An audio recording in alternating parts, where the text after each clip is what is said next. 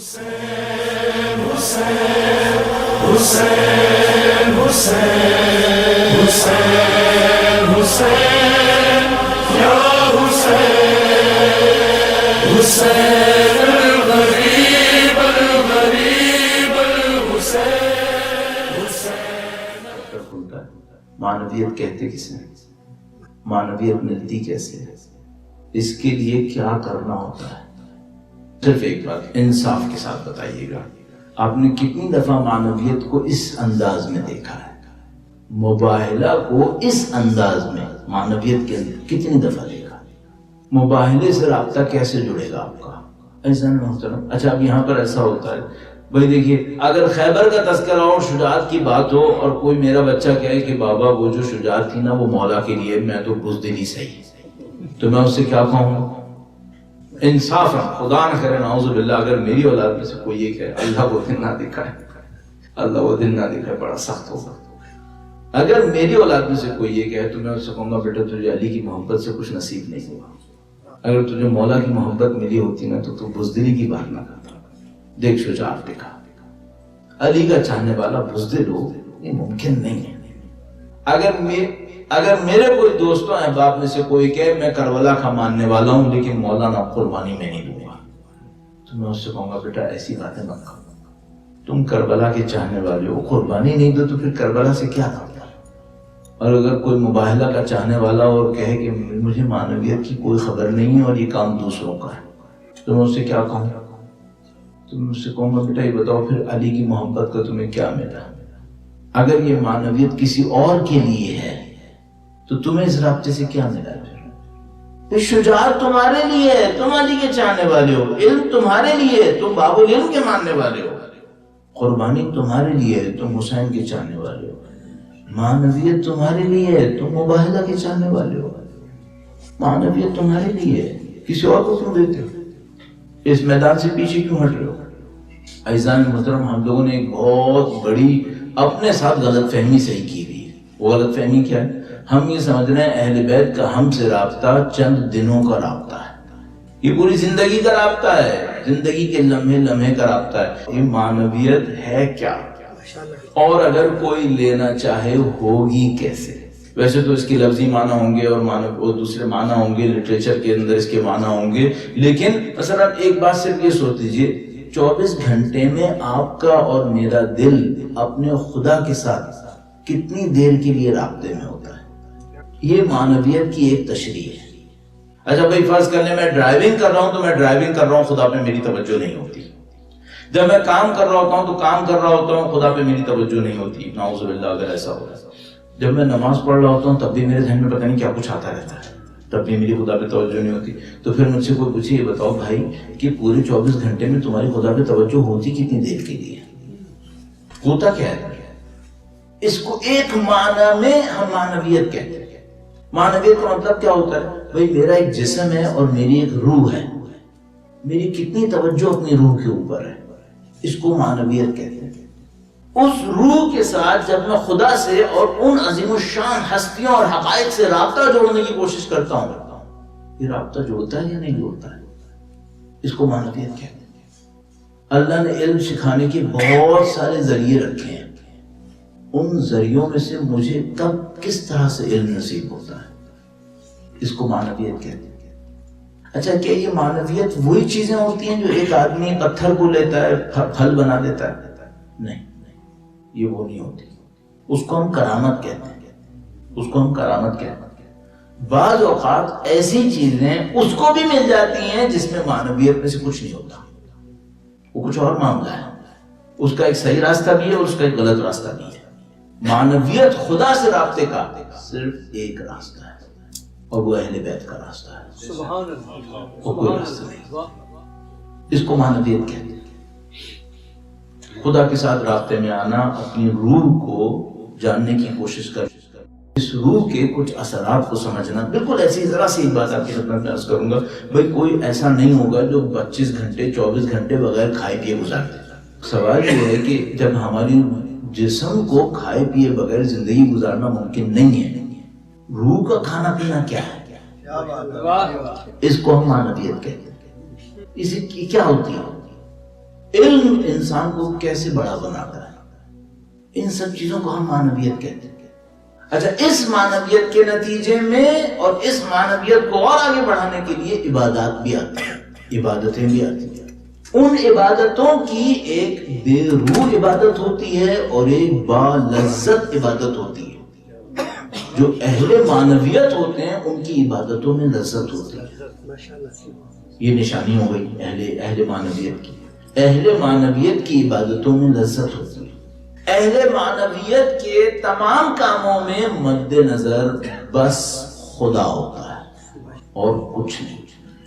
دنیا کا دکھانا، دنیا سے لینا دینا اس کی ان معاملات میں نہیں ہوتے۔ ہاں، رہتے یہیں پر ہیں، دنیا میں ہی رہیں گے، کھائیں گے بھی، پیئیں گے بھی، کمائیں گے بھی، خرچ بھی کریں گے، مد نظر یہ سب نہیں ہے۔ مد نظر صرف خدا ہے۔ اس کو معنویت کہتے ہیں۔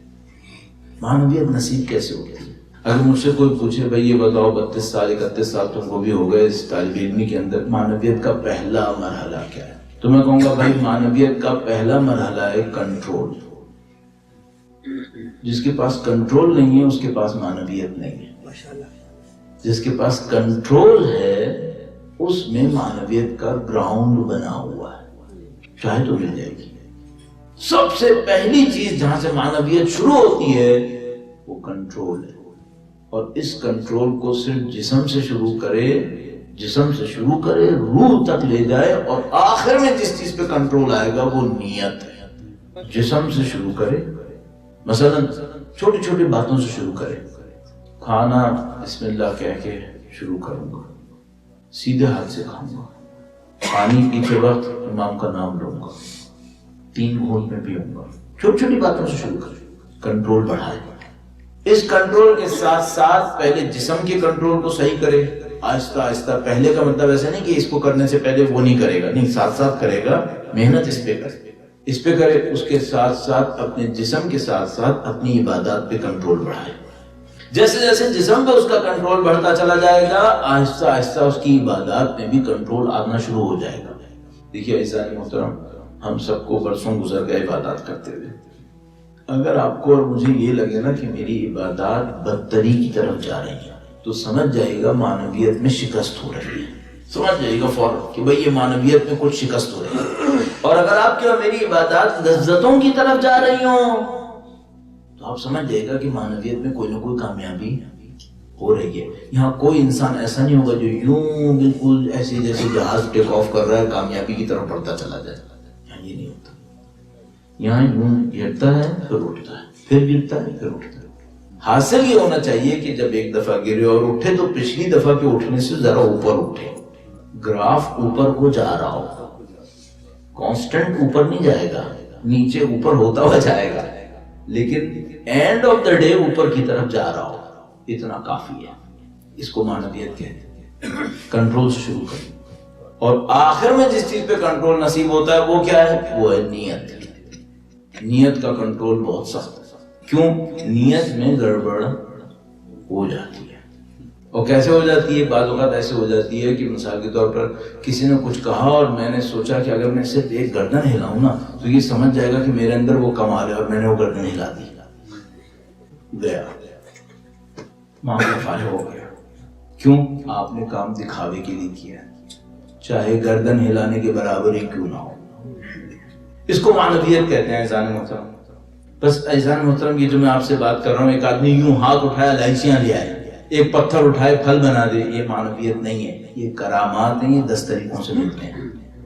یہ کرامات، یہ معنویت نہیں ہے۔ معنویت کسے کہتے ہیں؟ خلوص نیت معنویت ہے، خلوص نیت معنویت ہے، اطاعت معنویت ہے، اطاعت معنویت ہے۔ اگر میں چھوٹی چھوٹی چیزوں میں خدا کی اطاعت نہیں کر پا رہا، اہل بیت کی اطاعت نہیں کر پا رہا، ان کے حکم کی پیروی نہیں کر پا رہا، اس کا مطلب معنویت نہیں، معنویت نہیں ہے۔ یہ ہے مباہلہ کا اصلی پیغام۔ ایک دفعہ قم میں گیا، ایک اہل علم، اہل معنویت کے پاس، ان کے پاس میں گیا، اور میں نے ان سے کہا کہ ہر جگہ میں چاہتا ہوں کہ کچھ معنویت مجھے بھی نصیب ہو۔ تو انہوں نے کہا، مثلا اشارہ کیا کہ ہاں بسم اللہ کچھ کرو۔ تو میں نے کہا ہر جگہ ایسا کریں کہ شروع سے بتائیں، شروع سے بتائیں۔ تو تو انہوں نے کچھ بتانے کی کوشش کی. میں نے کہا اس سے پہلے کا بھی اگر کوئی مرحلہ ہوتا ہے نا تو وہ بھی بتا, کیونکہ ہم لوگ گناہ گار لوگ ہیں. ہم لوگوں کے ماحول میں کوئی اجداد میں ہمارے مولوی نہیں تھے کہ جنہوں نے ہمیں دین سکھایا, تو ہماری تو 17-18 سال کی عمر ایسی ہی گزر جاتی ہے, پتہ ہی نہیں چلتا, دین ہی نہیں ملتا ہمیں. پھر کہیں 18 سال 20 سال کے اندر کوئی دین سکھانے والا مل جاتا ہے, وہ بھی خوش نصیب ہوئے تو, ورنہ لڑکتے لڑکاتے ہمیں کوئی دین نصیب ہو جاتا ہے. اس وقت تک زندگی میں پتہ نہیں کتنے گناہ ہو چکے ہوتے ہیں. تو انہوں نے کہا ٹھیک ہے, میں تمہیں ایک نسخہ بتا دیتا ہوں, پہلے ان گناہوں سے لڑ لو. میں نے کہا یہ صحیح ہے, کیونکہ پہلے گن صاف ہوگی تو میں آگے بڑھوں گا نا, ورنہ تو میں وہیں پھنسا رہ جاؤں گا. میں بتا دوں تھوڑا سا تو آگے جاؤں گا, پھر نیچے پھر رہ جاؤں گا. یہ بالکل ایسے جیسے کسی کے پاؤں میں زنجیر بندھی ہو, زنجیر تھوڑی لمبی ہوتی ہے کبھی چھوٹی ہوتی ہے. وہ سمجھ رہا ہے نیچے کچھ نہیں بندھا ہوا, ایک دم سے اڑتا ہے, تھوڑا سا تو اڑ لیتا ہے. جب زنجیر ختم ہوتی ہے تو دھڑ سے نیچے. کیوں؟ ابھی وہ بوجھ ختم نہیں ہوا ہے. پہلے بوجھ ختم کر لو تاکہ پرواز آسانی سے ہو جائے. جب بوجھ کیسے ختم کرے, انہوں نے مجھے یہ نسخہ بتایا کہ میں نے دیکھو انسان بہت سارے ایسے گناہ کرتا ہے جو روح کے اندر جمع ہوتے رہتے ہیں. اچھا بہت دفعہ کہتے ہیں استغفر اللہ ربی واتوب الیہ, لیکن اس کو وہ گناہ یاد ہی نہیں آتا. اور یہ جو مجموعی طور پر کہنا ہے نا استغفر اللہ ربی واتوب الیہ, یہ شاید ان گناہوں تک نہیں پہنچ پاتا, تو وہ گناہ پڑے رہ جاتے ہیں. اور جب تک وہ گناہ روح کے اوپر پڑے رہ جاتے ہیں روح پرواز نہیں کرتی, معنویت نصیب نہیں ہوتی. تو کہنے لگے کہ تم ایسا کرو, استغفار سے شروع کرو. وہ کیسے؟ اب پریکٹیکل کام یہ ہے, بالکل عملیت پہ لاؤں گا. انہوں نے بڑا لمبا چوڑا نسخہ بتایا تھا, شاید آپ عمل کر پائیں نہ کر پائیں, میں چھوٹے سے شروع کر رہا ہوں. ٹھیک ہے, ایسا کر لیجئے, یا اللہ مدد کرے کہ آپ دن میں کوئی ایک وقت نکال لیں, 5 منٹ. فرض کریں صبح کو کوئی نماز شب پڑھنے والا ہے تو نماز شب کی دعا قنوت میں کر لیں. کوئی مثال کے طور پر نہیں پڑھنے والا ہے, فجر کی نماز کے بعد سجدے میں چلا جائے, یہ کر لیں. کوئی کہتا نہیں سجدے میں نہیں جاؤں گا, ایسے ہی ہاتھ پھیلا کے یوں رکھوں گا, اس میں کروں گا, ایسے کر لیں. رات کو سونے سے پہلے کرنا ویسے کر لیں, کبھی بھی کر لیں. اللہ کے سامنے کھڑا ہو جائے, ہاتھ پھیلانا چاہتے ہاتھ پھیلا لیں. یاد کرے کل کتنے گناہ کیے تھے, 10 دفعہ استغفار کل کے گناہوں کے لیے. جتنا یاد کر سکتا ہے کر لے. کیوں؟ اس سے پہلے کہ حافظے سے نکل جائے پہلے استغفار آ جائے, شاید خدا معاف کر دے. پہلے 10 دفعہ اس نے استغفار کر لیا کل کے گناہوں کے لیے. اب میں ایک عجیب سی بات کہہ رہا ہوں, تھوڑا سا آپ ساتھ دیجیے گا. پھر مثال کے طور پہ سوچے چلو کل کے گناہ تو یہ ہوئے, ایک ہفتے میں نے کتنے گناہ کیے ہوں گے. 10 دفعہ استغفار کر لیتا ہوں ایک ہفتے کے گناہوں کے لیے. جتنا یاد کر سکتا ہے پورے کے یاد کر لیا. پھر سوچے پچھلے مہینے کتنے گناہ کیے ہوں گے.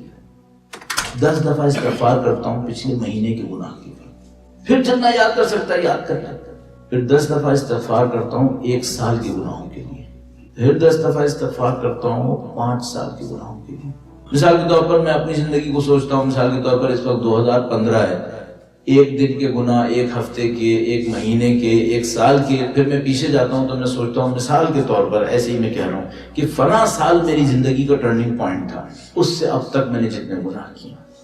پھر میں سوچتا ہوں 1984 میں طالب علم بنا تھا, اس کے بعد سے میں نے پتہ نہیں کتنے گناہ کیے ہوں گے. 10 دفعہ استغفار اس کے لیے کرتا ہوں. پھر میں سوچتا ہوں پاکستان سے جب میں رہتا تھا, ایران نہیں گیا تھا, طالب علم تھا, اسٹوڈنٹ تھا, پڑھتا تھا, پتہ نہیں کتنے گناہ کیے ہوں گے. 10 دفعہ استغفار اس کے لیے کر لیتا ہوں. ہر روز یہی کر لیں تو ایسا ہوگا کہ بہت سارے ایسے گناہ جو چھپے ہوئے ہوں گے اس استغفار کی برکت میں شاید خدا یاد دلا دے اور معاف بھی کر دے گا. کم سے کم کام یہ ہوگا, آپ نے دیکھا ہوگا نا, اگر آپ کو پرانا زمانہ یاد ہو تو ہمارے گھر والے جو خواتین ہوتی تھیں وہ ایسے چولہوں پہ پکاتی تھیں جس کے نیچے دھواں لگتا رہتا تھا پتیلی کو, تو پتیلی ایک دم خراب ہو جاتی تھی تو وہ بیچاریاں رگڑ دیتی رہتی تھیں. اگر کسی پتیلی کو کوئی ہر روز رگڑے, امید قوی یہ ہے کہ پرانی سیاہیاں بھی نکل جائیں گی, نکل جائیں گی. ہر روز استغفار سے رگڑ دیں, شاید پرانے بھی کھاتے صاف ہو جائیں. ایک بات کنفرم ہے, اگر پرانے کھاتے صاف ہونے لگے تو خدا آگے کا راستہ خود ہی دکھا دے گا. والذین جاہدوا فینا لنہدینہم سبلنا, اور جو لوگ ہمارے راستے میں کوشش کرتے ہیں ہم یقیناً یقیناً یقیناً ان کو ہدایت دے دیتے ہیں. مددی مددي